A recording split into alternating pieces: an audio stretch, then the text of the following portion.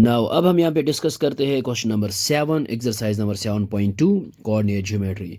सो question number 7 है हमारे पास, find the coordinates of a point where A B is the diameter of circle whose centre is 2, -3 and B is 1, 4। तो सबसे पहले हमारे पास एक सर्कल है और इसका जो डायमीटर है वो ए बी है और सेंटर है 2, -3 और हमने यहाँ पे फाइंड आउट करने हैं कोऑर्डिनेट्स ऑफ ए। तो सबसे पहले यहाँ पे ड्रॉ करते हैं सर्कल। ये हमारे पास सर्कल है और इसका जो सेंटर है ये है सी।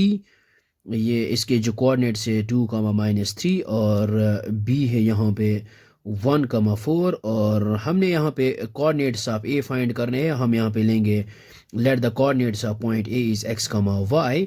सो A B is the diameter and C is centre. अब हमने यहाँ पे क्या करना है, find out the coordinates of X and Y, means coordinates of A X और वाई का वैल्यू यहाँ पे फाइंड आउट करना है। तो सबसे पहले हम यहाँ पे इसको लिखते हैं।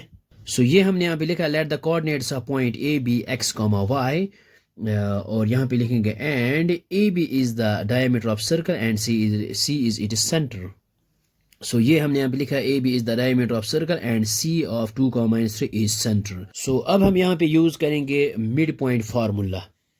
ये हमने यहाँ पे लिखा है बाय मिड पॉइंट फार्मूला और मिड पॉइंट फार्मूला हमारे पास क्या होता है, फॉर एग्जांपल ये हमारे पास ए इसके कोऑर्डिनेट्स x1 y1 और बी है हमारे पास इसके कोऑर्डिनेट्स है x2 y2।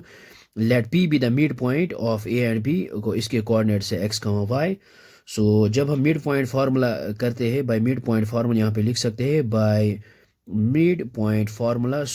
x is equal, ये जो है x ये आता है x1 + x2, यहाँ पे x1 + x2 डिवाइड बाई 2 और y के कोऑर्डिनेट्स फाइंड आउट करेंगे। ये आएगा y1 + y2 divide by 2, y1 + y2 divide by 2। तो ये हम यहाँ पे यूज़ करेंगे। ये हमने यहाँ पे लिखा है बाय मिड पॉइंट फार्मूला और इसको मान लेते हैं ये है x और ये है y और यहाँ पे ये है x1 y1 and this is x2 y2। अब हम यहाँ पे इसको यूज़ करते हैं। x है हमारे पास यहाँ पे 2, ये आएगा यहाँ पे 2 इज इक्वल x1 और x1 की जगह यहाँ पे है x प्लस x2 और x2 है यहाँ पे 1, डिवाइड बाय है 2 एंड ये हमारे पास y is equal to -3, which is equal y1 और y1 है हमारे पास y के बराबर प्लस y2 है यहाँ पे 4 और डिवाइड बाय है 2। अब हम यहाँ पे क्या करेंगे, 2 × 2 यहाँ पे मल्टीप्लाई करते हैं, ये आएगा 4 which is equal to x + 1 and 2 × -3 आएगा -6 which is equal to y + 4।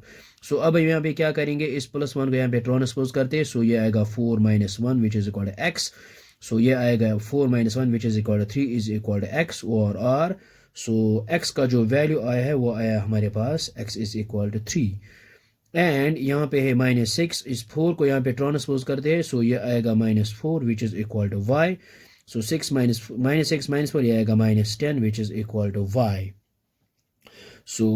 y is equal to -10।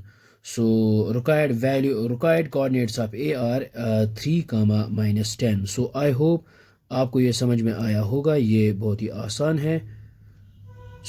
Thanks for watching this video.